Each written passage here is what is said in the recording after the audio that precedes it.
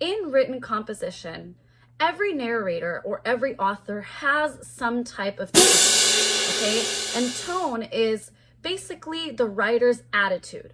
And the way that they convey that attitude or that tone is through their choice of words, and through their choice of words toward the subject that they're talking about or toward their audience, okay? So tone is not to be confused with the mood of a story, okay? Because tone really has to do more with the narrator and the voice of that narrator, the way that narrator speaks and communicates, whereas mood has a bit more to do with maybe perhaps the setting, right, or the connotation of the setting and the choice of words that the author is using.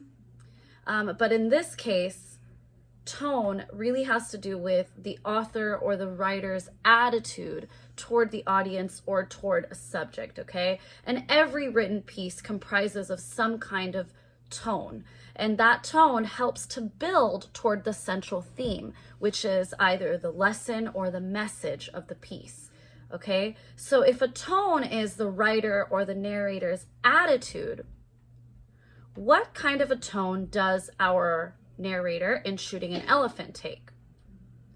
I'll give you a hint. The connotation of his attitude is not particularly positive.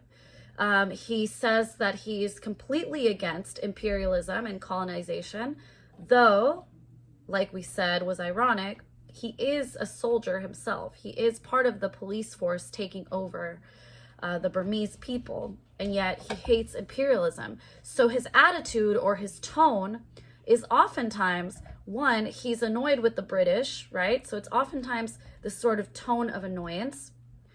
His tone is also a frustration, a tone of frustration. He feels frustrated in his position.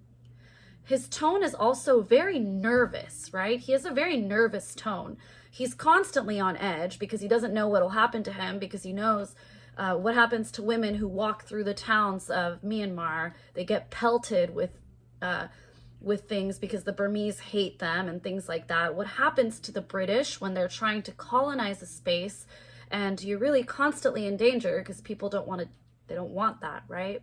So he has this attitude of sort of annoyance. He's got that frustration, that inner conflict, this tone of frustration, and he also has this tone of fear or nervousness, right, in the way he speaks. He's constantly nervous and afraid that something is going to happen to him, okay? So in the next slide, we're going to talk not just about tone in general, which is the author or the narrator's attitude toward a subject. We are going to talk about informal and formal tone as it applies to essay writing. So we're going to branch out a bit.